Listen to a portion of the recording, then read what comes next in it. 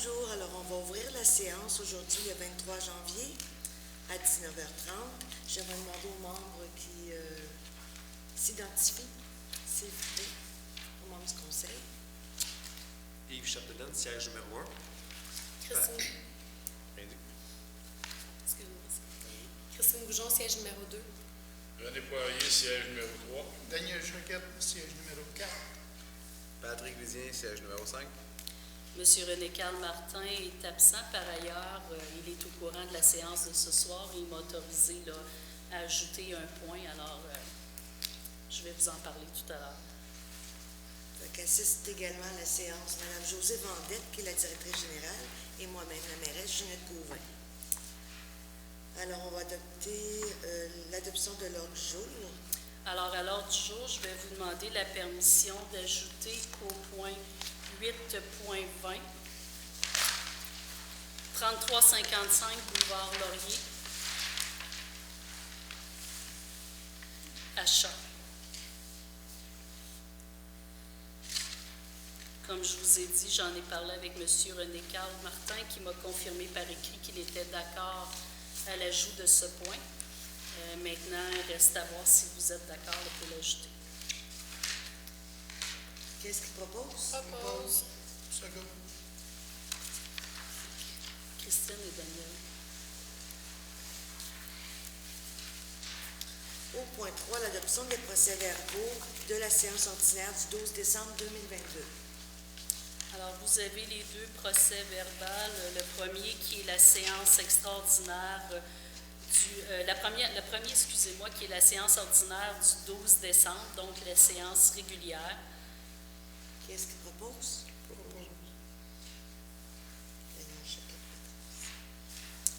Et au 3.2, c'est la séance extraordinaire du 12 décembre 2022. Alors, c'est la séance d'adoption du budget 2023 et du plan triennal d'immobilisation 2023, 2024, 2025.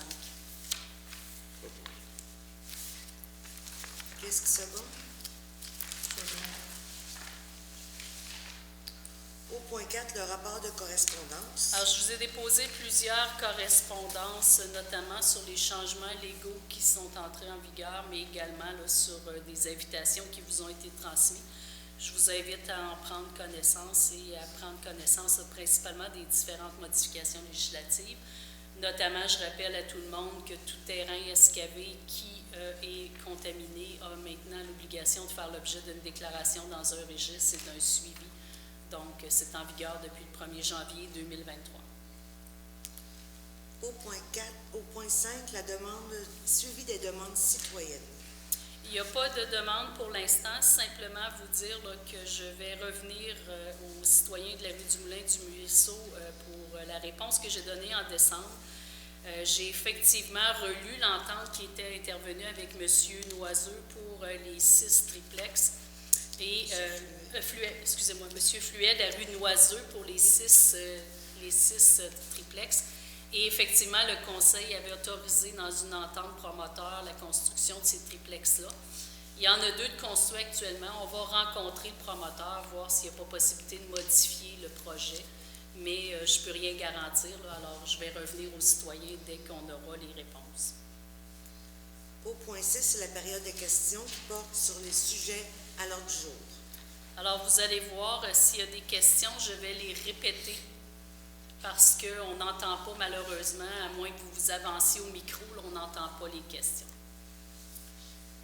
Monsieur Bernard Caillé.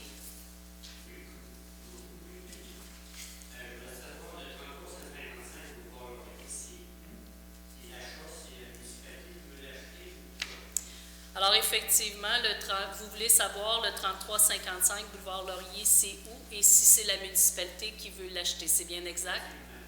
Alors, effectivement, le 3355 boulevard Laurier, c'est la cabane à sucre Tétro et la municipalité s'en porte acquéreur.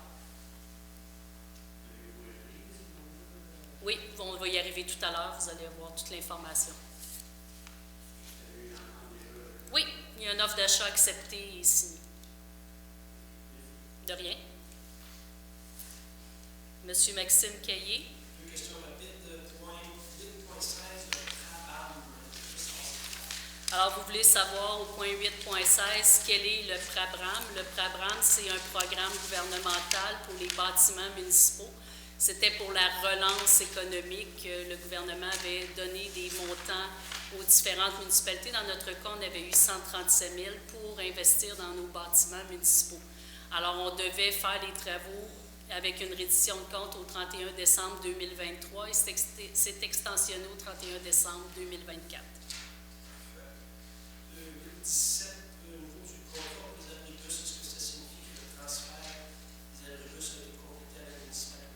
Alors, ce que vous voulez savoir à 8.17, c'est si le contrat avec les abribus, le contrat d'Imagi Communication, si les abribus ont déjà été transférés à la municipalité. C'est bien exact? Exact. Alors, en décembre, on a adopté une résolution qui acceptait la cession par EXO des abribus. Donc, les abribus nous appartiennent depuis le 1er janvier 2023. Imagi Communication, c'est une firme qui fait la publicité dans les abribus et qui remet aux municipalités 50% des revenus nets qu'elle perçoit des publicités qu'elle fait. Alors, on va signer un contrat avec eux de 5 ans qui va leur permettre de continuer à faire des publicités dans les abribus et on percevra des revenus de ces publicités-là. Est-ce qu'il y a d'autres questions?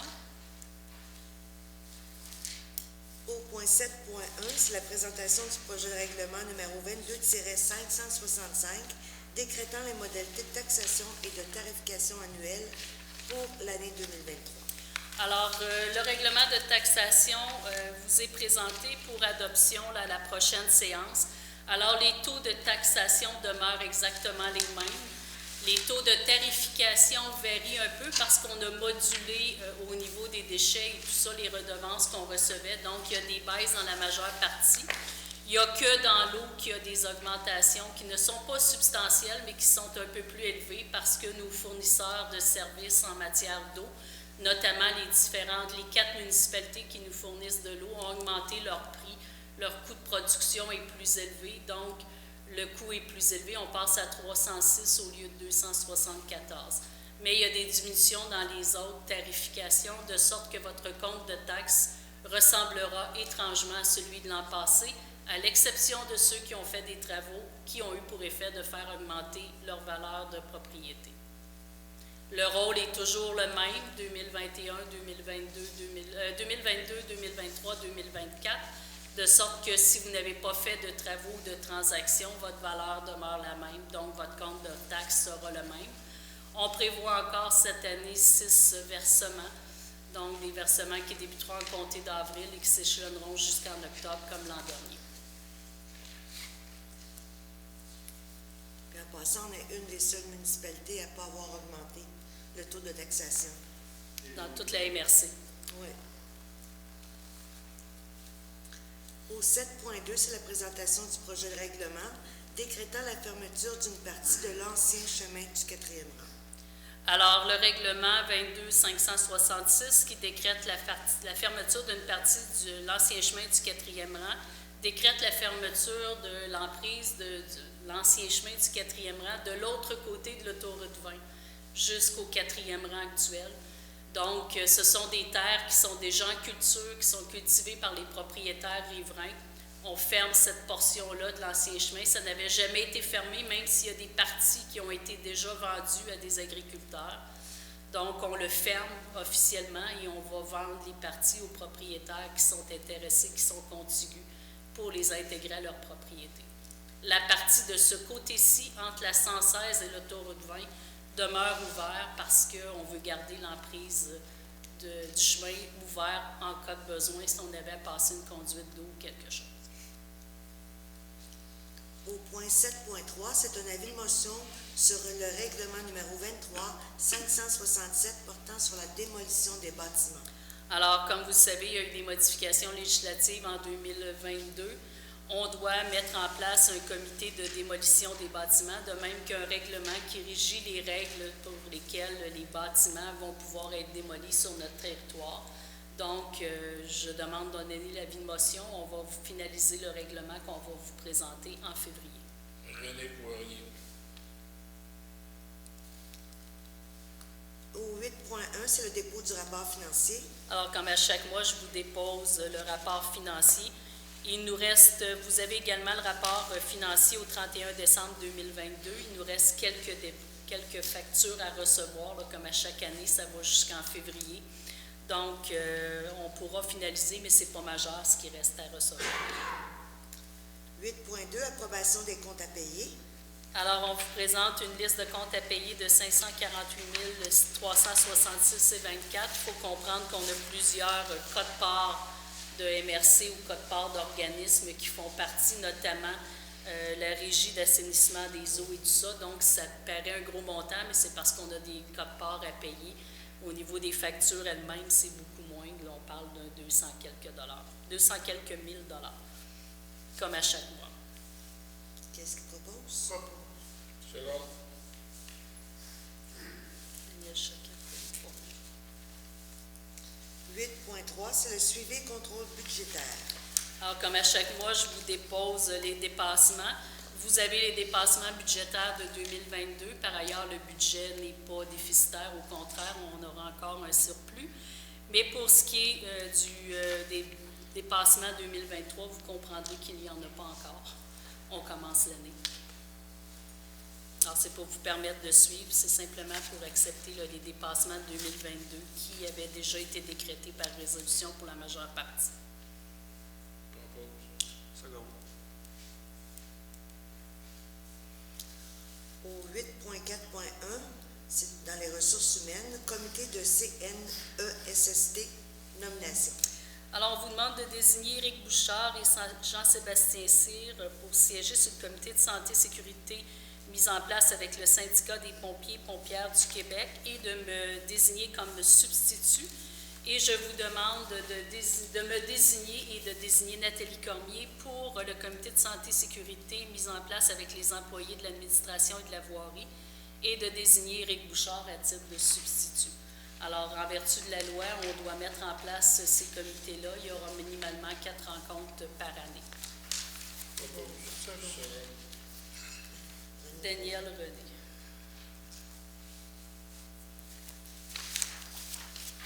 « 8.4.2, démission de l'employé numéro 525. Alors, notre nouvel employé des travaux publics, embauché le 28 novembre, nous quitte. Il a été sollicité par un autre employeur et retourne à ses anciennes amours. Donc, je vous demande de prendre acte de sa démission. On ouvrira un nouveau poste sous peu. Qu'est-ce qu'il propose? Second. Patrick Visier, puis René Poirier, c'est bien ça? Est-ce que c'est Patrick? Oui. Oui. 8.5, déclaration des dons et autres avantages des élus et des employés municipaux. Alors, vous aviez tous fait votre déclaration en décembre, à l'exception de M. Poirier, qui m'a confirmé qu'il n'avait reçu aucun don, c'est bien exact, ni avantage, M. Poirier? Encore pauvre cette année, madame, le payé d'impôts. Alors, il en est de même pour tout le personnel municipal qui n'a reçu aucun don et aucun avantage. Alors, simplement vous dire que chacun des élus m'a signé une déclaration, chacun des élus m'a déposé également cette déclaration d'intérêt pécunier et cette déclaration des apparentés. Donc, je vais faire les déclarations obligatoires au ministère et à partir de ce moment-là, ce dossier-là va être clos pour cette année. On commence l'année 2023. Au 8.7, contrat comportant une dépense d'au moins 25 000 Alors, C'est la liste. je vous ai déposé la liste des contrats comportant une dépense de plus de 25 000 $. Alors, cette liste-là sera sur le site de la municipalité dans le courant de la semaine et également sur le SEAO là, dans le courant du prochain mois. Donc, les gens qui voudront la consulter pourront la consulter sur le site Internet. Au 8.8, rapport de la directrice générale pour l'année 2022 sur le règlement de gestion contractuelle. Alors, simplement vous dire que cette année, il y a eu peu d'appels d'offres puisque nous étions dans la continuité de plusieurs contrats qui avaient été octroyés. Il y en aura plus cette année. Par ailleurs, on a eu un appel d'offres en matière de pavage et on a eu également des demandes de prix qui ont été effectuées en 2022, mais les dispositions du règlement ont été respectées dans tous les cas. Et quand on a fait les appels, on les a faits en conformité avec les dispositions du règlement de gestion contractuelle et de la loi. 8.9, évaluation foncière, contestation, modification, grille tarifaire 2023. Alors, je vous dépose la grille tarifaire pour les contestations d'évaluation foncière. Simplement rappeler que la première année du rôle, on peut contester notre valeur de propriété avant le 1er mai. Mais pour ce qui est de cette année, ce n'est pas une première année du rôle, on est dans la deuxième. Alors, ce ne sont que les modifications qui peuvent faire l'objet d'une contestation. Je vous ai quand même mis les tarifs pour vos informations. Au 8.10, c'est le calendrier des versements Alors, pour la rémunération des élus. Je vous ai déposé le calendrier pour que vous puissiez l'inscrire là, dans vos agendas. 8.11, CMQ, rapport d'audit sur les plans triennaux d'immobilisation. Alors, comme chaque rapport d'audit déposé par la commission municipale, je vous dépose le rapport. Celui-là porte sur les plans triennaux d'immobilisation.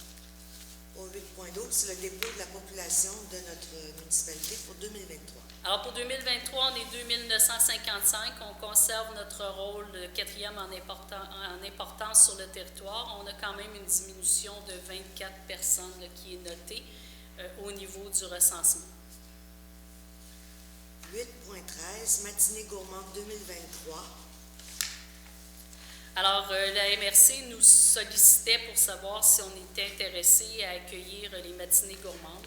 Alors, comme on n'a pas d'endroit approprié encore pour les accueillir, quand on en a parlé, on a dit qu'il ne serait pas possible de les accueillir. Simplement vous dire que je vous dépose les dates pour 2023. Il y en aura moins cette année, mais elles seront plus ciblées et il y en aura plus à Saint-Hyacinthe parce que le marché est vraiment là. Donc, Excusez-moi, Mme Bandette, mais avec l'échange qu'on a fait tantôt, je pense qu'on va avoir une salle. peut-être pas cette année. peut-être. J'attendrai l'an prochain si vous me permettez le temps de bien s'installer. Le problème de la mettre avec la charrue de vin blanc, là. Alors, qu'est-ce qu'il propose? Propose. Second. 8.14, avis de révision des modalités financières à la Cour municipale.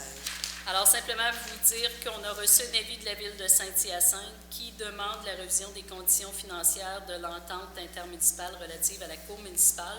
Ce sont les frais qu'ils vous chargent pour traiter un dossier de constat d'infraction. Simplement vous dire que ces frais-là ont été établis en 1994 et qu'ils n'ont eu aucune indexation ni aucune revision depuis ce temps. Donc, c'est parfaitement normal que la Ville de Saint-Hyacinthe le demande. Il va quand même falloir rester aux aguets pour que ça soit démesuré. Alors, Il n'y aura pas une grosse augmentation. je pense pas. Non. 8.15, redevance, les versements de carrière et sablière.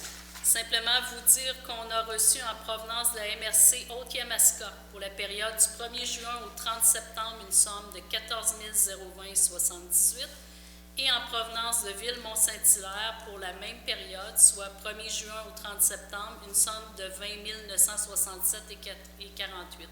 Ce sont des sommes qui nous sont versées pour l'utilisation de nos chemins. Alors, il y a des ententes qui ont été négociées. Comme les camions des carrières passent sur nos chemins, bien, ils nous payent une redevance pour compenser les réparations qu'on doit faire. 8.16, prolongation de la PRABAM. Alors, le programme, c'est le programme d'aide financière pour les bâtiments municipaux. C'est un programme qui a été décrété pour le gouvernement du Québec pour aider aux municipalités à investir dans leurs immeubles dans le cas de la COVID. On a jusqu'au 31 mai 2024 pour effectuer les travaux et une reddition de compte au 31 décembre 2024, alors qu'on avait jusqu'au 31 mai 2023 pour faire les travaux. Il y a une somme de 137 544 qui est attribuée à la municipalité dans le cadre de ce programme. Je ne vous cacherai pas que ça me causait un peu de problème parce que je n'ai pas de bâtiment à part une station d'épuration puis une caserne. Alors, on travaillait sur des projets là-dessus. Mais là, on en aura peut-être plus pour pouvoir le dépenser. 8.17, autorisation de signature pour Imagie Affichage. Alors, c'est l'autorisation du contrat dont j'ai parlé tout à l'heure en réponse à la question de M. Caillé. Alors, c'est Imagie Affichage chez la compagnie qui fait déjà la publicité dans les abribus. Naturellement, avec la cession d'Exo, ils doivent re-signer des contrats avec les nouveaux propriétaires. Ils sont venus nous rencontrer. Eux vendent la publicité, ils font tout le démarchage, ils font également tout le visuel. et on reçoit 50% des frais nets de la publicité qu'ils vendent. Donc, je pense que c'est de bonne guerre là, de dire qu'on continue avec eux. Ce sera un contrat de 5 ans. Qui est-ce qui propose?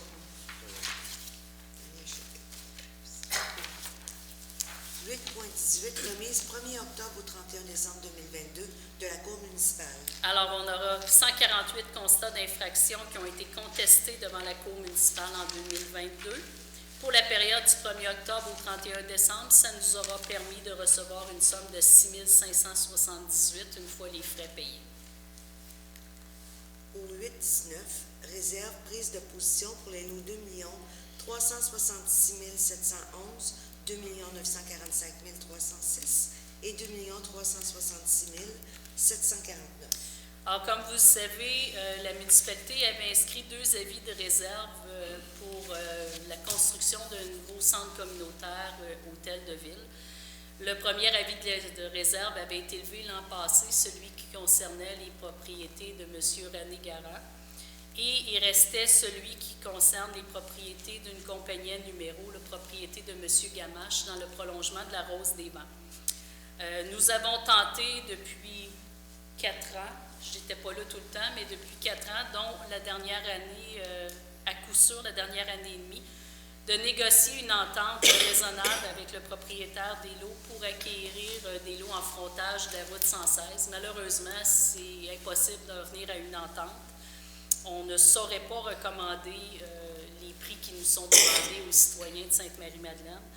Donc, ce qu'on vous recommande ce soir, principalement en raison du fait du point qu'on vient de rajouter à l'ordre du jour, c'est de les aviser qu'on met fin aux négociations, qu'on retire tout avis, toutes nos offres relativement à ces lots-là, qu'on ne paiera pas aucun montant pour les aménagements requis par le ministère des Transports pour l'ouverture de la rue Rose-des-Vents sur la route 116, ni quelque aménagement que ce soit, et que les travaux seront à la charge du promoteur ou du propriétaire, qu'on autorise à radier l'avis de réserve et qu'on met fin au processus de contestation de l'avis réserve qui avait été fait par les avocats du propriétaire. Donc, on ferme le dossier et si le propriétaire veut développer le dossier Rose des Vents, bien, il viendra nous voir et à ce moment-là, il nous présentera un projet. Seconde. Fait que je marque appuyé à l'unanimité. Oui, c'est bon. Au point 9, il n'y a pas de sujet. Au point 10, Oui, il y a point 8, point 20 à rajouter. ah, 8.20, oh, c'est vrai. Notre 8.20. Alors, la semaine dernière, Mme la mairesse et moi avons appris que la cabane à sucre Tétro était à revendre.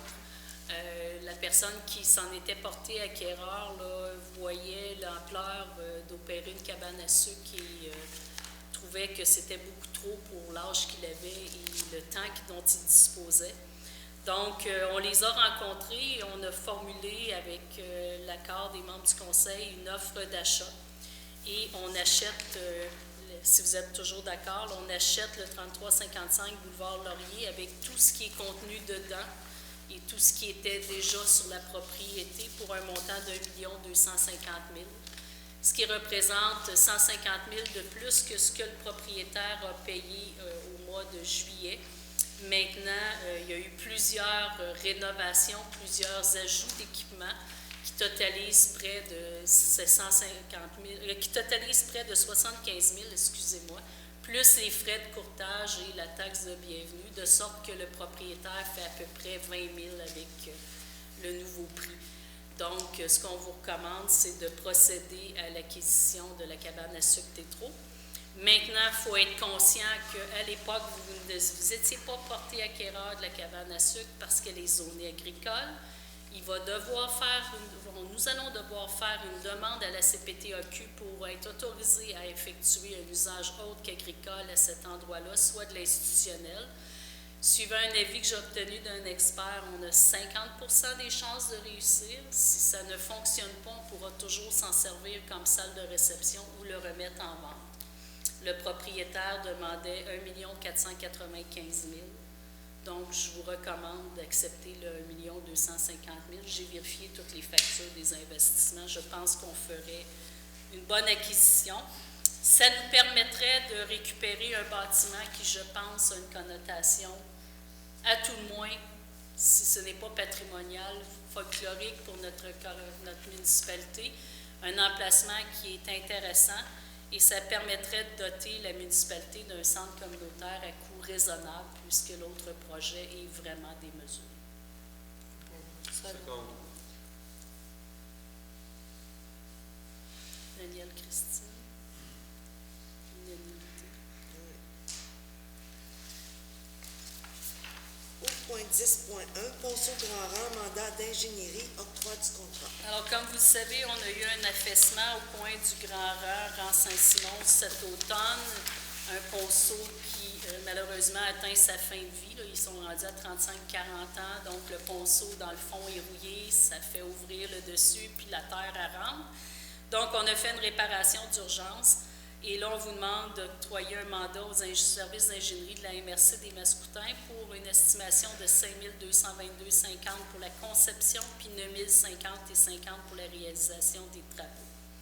Alors, je vous recommande de faire cette modification-là parce qu'on devra le faire au printemps. C'est dans un cours d'eau municipalisé, donc ça prend l'autorisation de la MRC de toute façon. Et comme il y a beaucoup de camions lourds qui passent à cet endroit-là, c'est important de le réparer. Là, on a mis une plaque de métal, mais on ne pourra pas laisser ça comme ça longtemps. Ça va. Daniel Chapitre. Ils sont synchronisés, là, tu vois. 11.1, liste des permis délivrés en décembre 2022 et rapport annuel 2022. Alors, on a eu 3 permis en décembre pour une valeur de 14 610 de travaux. Pour 2022, c'est 229 permis qui ont été émis pour une valeur de 11 229 848, puis il y a eu 11 permis de lotissement. Donc, c'est pour votre information.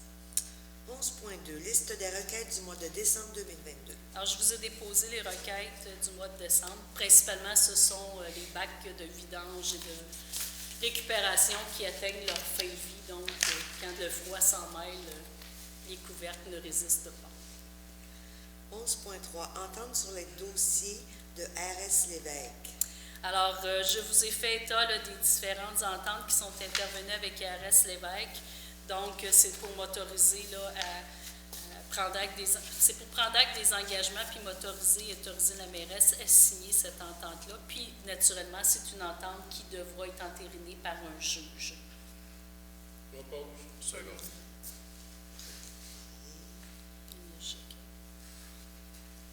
11.4, demande de la MRC des Mascoutins pour les appuyer pour le patrimoine.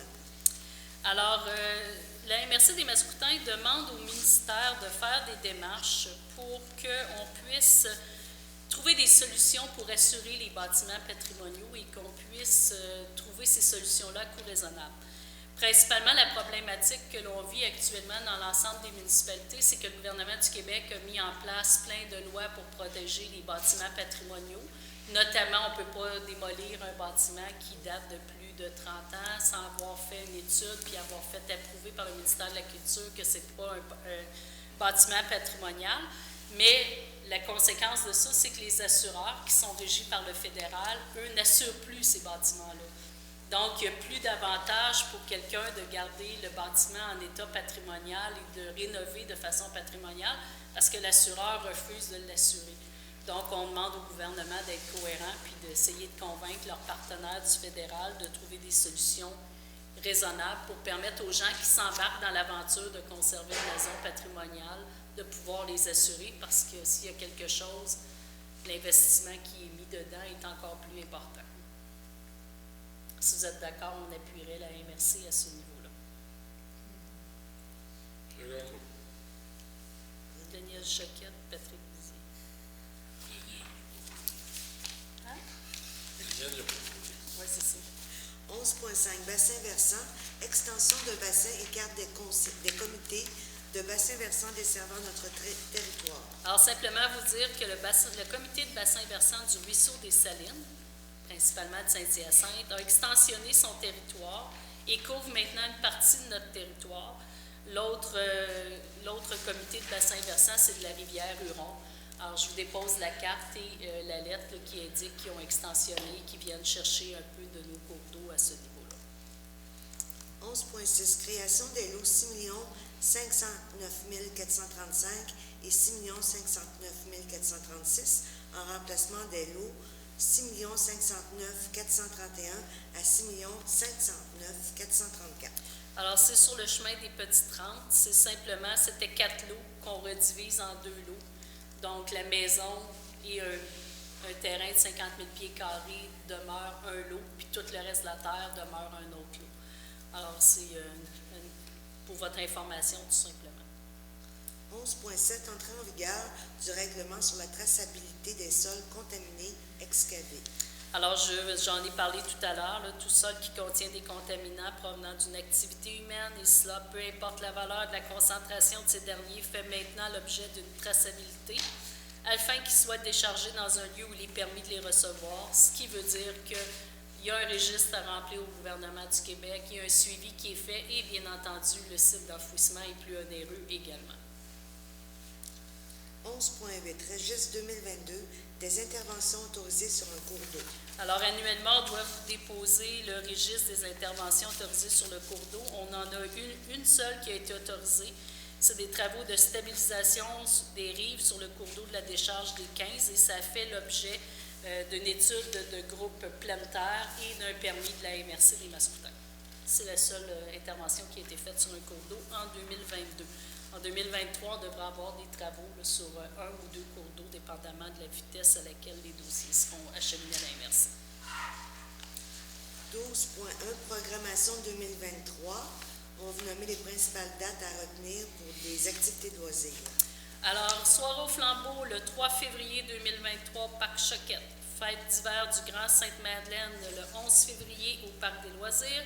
Distribution d'arbres et de vivaces, le 13 mai au bureau municipal. Fête des voisins, le 17 juin 2023. Fête familiale du Grand Sainte-Madeleine, le 19 août 2023. Journée de la culture, 29-30 août 1er octobre à l'église Sainte-Madeleine. Halloween, le 31 octobre. Le dépouillement de l'arbre de Noël, le 2 décembre. Bien entendu, il peut s'ajouter des activités. Les lieux peuvent changer, mais c'est les principales activités qu'on aura cette année. 12.2, camp de jour et activités de loisirs. Alors, on vous fait prouver les salaires 2023. Vous allez constater une hausse des salaires. On passe de 14, pour les animateurs, entre autres, on passe du salaire de départ de 14,75 à 16 $. Principalement, c'est en raison de l'augmentation du salaire minimum qui passe à 15,25 au 1er mai. Donc, on aura un 75 sous de plus. Ça nous permet de maintenir une certaine concurrence avec les autres municipalités du territoire. On s'arrache les animateurs, les accompagnateurs, les coordonnateurs. Il en est de même pour les arbitres où on augmente un peu le salaire. Et encore une fois, je dois tenir compte du salaire minimum là, qui augmente quand même de 75 sous, d'1 $, excusez-moi, c'est quand même important. Donc, inévitablement, les salaires augmentent en conséquence. Qu'est-ce qu'il propose? Second. 12.3, adoption du programme d'accompagnement et d'intégration pour le camp de jour. Alors, on fait partie de l'Association des camps du Québec et pour maintenir notre